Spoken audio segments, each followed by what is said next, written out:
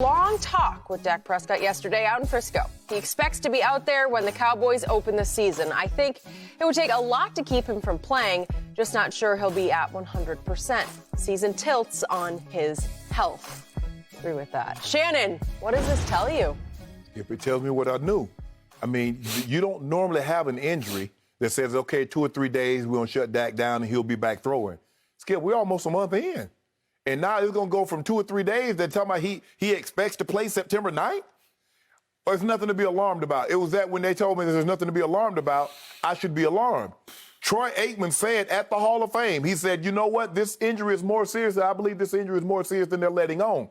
Skip, you don't normally consult outside a baseball, the Texas Rangers. And the Yankees. And the Yankees. Hold on. Really? I mean, you've seen some pretty graphic injuries. Football as a collision sport is not a contact sport. So you've seen some pretty gruesome injuries. So that kind of gave me a little red, like, hold on. He got an injury that's a baseball player? This is not something that, so we should keep your antenna up. So I'm going to pay attention to this. Oh, yeah, he'll be back in a couple of days. Oh, yeah, he'll be back in a couple of days. Skip, it's been 3 weeks and he ain't back. And now he expects to play, but possibly won't be 100%. How we go from missing 2 to 3 days to now we are September 9th and he might not even be 100%? With what kind of injury? Help me out. What is this?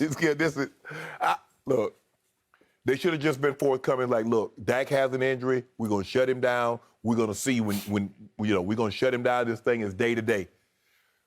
Don't you think people are going to get concerned? Like, hold on, you said it was 2 to 3 days. We 2 to 3 weeks in, and he ain't out there throwing. And he can't throw with any velocity. So, yeah, I think they should be concerned. I think Dak is concerned because there's a reason why you got a second MRI. Because Dak said this thing is not progressing like you told me that it was. You said 2 to 3 days. You get an injury, Skip, they give you a timeline. Okay, I'm at that timeline, and something's not going right. What's going on? You told me 2 to 3 days. Why am I still not being able to throw the football 2 weeks later?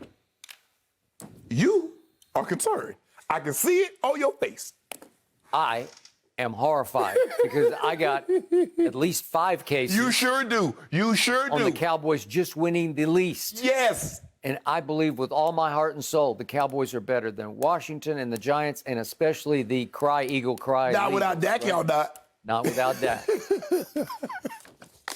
I have no idea what's going on, but I don't like it because it has come to this. It has come to a report, albeit from Gil Brandt, that he says not sure he'll be 100% on September the 9th, a Thursday night at Tampa or Tampa Bay against the defending champs, Tom Brady, in that offense that I think will be the best in the league, and against a defense that at the end of the year last year was the hottest defense in the National Football League. Skip, but didn't they play that preseason game August 5th? The preseason game. The Hall of Fame? Yeah. Yep. And so you talk about September 9th, Skip, that's 1, 2, 3. Skip, that's almost 5 weeks. Okay, now for the second irony here. For our viewers who don't know this, Gil Brandt once upon a time was considered the draft master of the Dallas Cowboys. And through the 1960s and 70s, he made Tom Landry. I'm telling you, he made him because he was the only one in the league focused upon drafting by actually going out and doing the legwork required to finding in the weeds the Thomas Hollywood Hendersons at Langston College. Rayfield right out of Fort Valley State. There you go. And he just ran rings around the NFL, most of which at that point would draft players out of the Street and Smith College magazine. Oh, he sounds pretty good. We should take him in the first round, right? He the one that put together all the 40s and the shuttles and the one that he did all that. He forced the hand of every other team to actually start spending money on a scouting department. You're absolutely correct. Thank you. Yep. But as he got to the 1980s, Gil had to try to uphold his genius label by reaching farther and farther for the next Hollywood Henderson or Rayfield Wright, and he started to swing and miss. Too Tall's another great one. Swing and miss, swing and miss, swing and miss. So the same draft master who made Tom Landry flat out broke Tom Landry. Through the 1980s, it got worse and worse. And if you go look at their drafts, it's just like bust, bust, bust.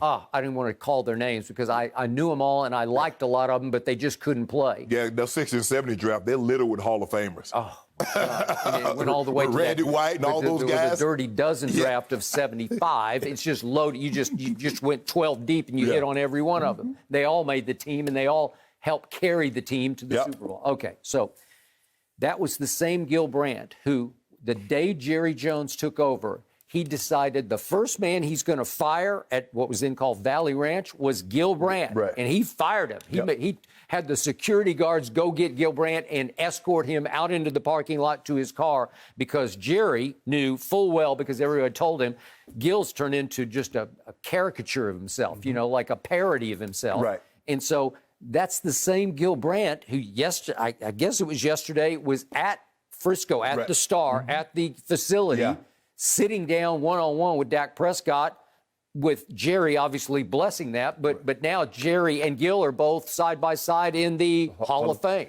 As a matter of fact, Jerry Jones was Gil's presenter. Oh, I forgot about that. That's a good one. So they came full circle. They did. It's almost like KD and Draymond. I guess they made up after everything that happened. But the point is, Gil Brandt got an audience with Dak Prescott. Right. And the audience says that I'm not sure he'll be 100%. Right. You're kidding me. So once again, I ask, what is this injury? Because I've never, ever heard of it. I've been doing this for the longest time. In all my years, dating back to the 1970s, covering Don Shula's Dolphins in Miami, I've never heard of a quarterback with a strained or torn muscle in his arm in training camp from throwing a football. It just doesn't happen. It's like his last, so I guess it's kind of like, under the shoulder a little bit. And you brought up the Elway injury. The only other throwing injury I know of is the biceps tendon. And both Elway and Favre had it. The biceps tendon attaches at the elbow and it attaches in the shoulder. And I tore mine at the elbow lifting weights, but from overthrowing with too much velocity for too long, it will fray and start to tear up here. But you know how you can fix it? You just go in and cut it because you don't need it to throw. So both of them had the reverse surgery where you actually went in and just snipped it and let it rolls up like a window shade all the way down to your elbow. And then later, after you retire, if you really want to go in and fix it, you can. And I don't know if either one did. No, Johnny get it fixed because mainly, Skip, people get it fixed for aesthetic purposes. You see a lot of times bodybuilders will have it. Then you got to have it. For aesthetic purpose. But John's like... And I can tell you, the only thing you can't do when it's torn is you can't open a door because you have no control over this, right? So, but the point is, that's the only throwing injury I have ever heard of a quarterback suffer. So how did my quarterback, coming off a career-threatening ankle surgery that required a second surgery, a wishbone scar, as we saw in episode 1 of Hard Knocks, how is it that he goes out and winds up with an injury that's unheard of? How is it that they had to go to the Rangers and the Yankees baseball doctors to say, how did you guys fix this? I not only went to them, I went to a lot of other places too. Because instead of just like, oh, he'll be here, Skip, they should have had Dak on Jerry's plane and on every foremost authority, on an arm, on a shoulder, on any kind of muscle. Dak should have been seeing it. Okay, so you know my biggest issue with this is simply repetitions. He made it only until the 5th game last year. And then that happened against the Giants at home. And he has had no reps under fire. No real reps, except, well, no, he didn't even go against the Rams. Remember, they had the joint practice. The first day he had to come out. So he hasn't even gone through a padded practice. So you can't even test out your psyche about your ankle, like, is it going to be okay? Because Kurt Warner was saying last night on NFL Network, you, especially coming off an injury in a preseason game, you need to go out there and say, okay, I'm good. You know, this works. You need to have people around your feet. You need to have people, you need to go down, have somebody take you down. You need to fall on that injury to let them know it's going to be okay. But Skip, here's the thing. It's his shoulder. Guess what a quarterback's going to have to do in the game? Throw the football. Guess what he's going to have to do often?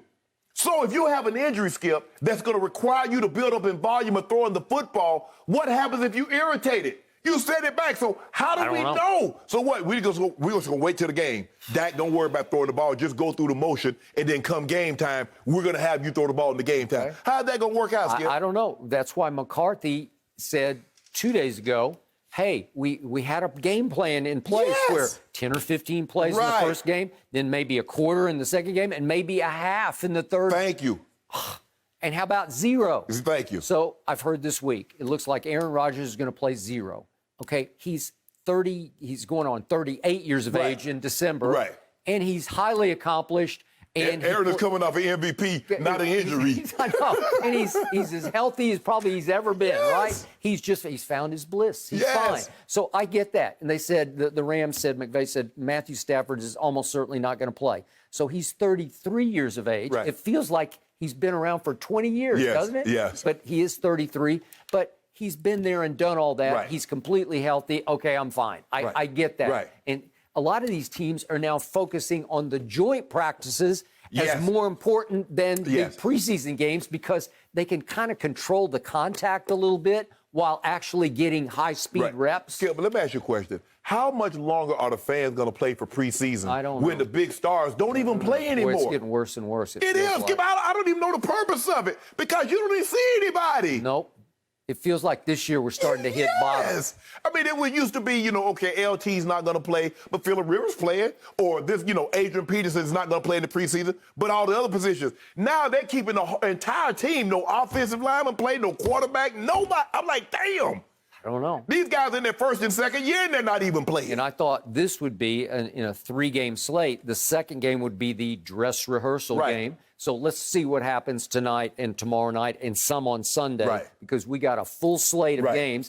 And, man, I would think this would be the time you'd see some starters. But, Skip, coming off, but you got to build up. I've been injured during the season, Skip. I dislocated my elbow. And they told me it was going to be like 4 to 6 weeks. And then the first week off, you get fitted for the brace. And I'm like, I don't know. I said, Greek, I don't know about no 4 weeks, Greek.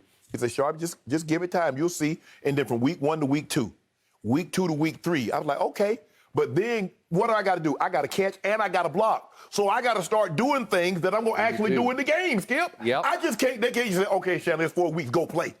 I got to see if the elbow's going to be able to hold up. So I got to do the blocking sled. I got to do catching the football. And then that Monday before I'm going to practice that Wednesday, they brought one of the linebackers out there, and so I got to see how it fit. I just don't know how Dak is going to be able to not throw the football and just go in the game and know if he can just let it go. I don't know. I don't know how. Against a defense that demolished Drew Brees at New Orleans and demolished Patrick Mahomes in the Super Bowl and beat Aaron Rodgers at Lambeau. That defense. Really? The thing that Tampa does is that they force you to throw the ball in tight windows. So you're going to have velocity on the ball, Skip. You can't be doing what he's doing in practice about, Dak is throwing. That ain't throwing. Can Shaq Barrett rush the passer? You better believe. Can Sue? Can Devin White? They got Vita Vea. They got JPP. Yeah. Can Devontae they? David. Can they? Yes.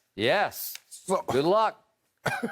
Maybe they should sit Dak for the first game just to save him for the second game. Well, hey, if it takes another week, Skip, you're already going to catch the L. So you might as well just go ahead and give another week to recover. Because it's better to have him for 16 games as opposed to possibly having to play, and now he might miss another 4 or 5 games. You in trouble. I told you you're going to be in trouble. Well, I'm 0-1, but then we'll see what starts happening. You are in trouble, sir. Yep. We play in the least. So we're not in trouble. It doesn't matter. Yep. If y'all got Danucci or Gilbert, what's eating Gilbert's great? Giants and the Washington football team. BAD. He can play chess. I don't know if he can play quarterback, but he can really play chess. Okay, Mr. Swag. Unfortunately, that's kind of all we know about him at this point, that, yes, he can play chess, which it doesn't hurt, right? It doesn't hurt. Thank you for watching. You can subscribe here to get the latest from the show, and be sure to check out more of the best clips from Undisputed, or go watch a few other segments from our other shows on FS1.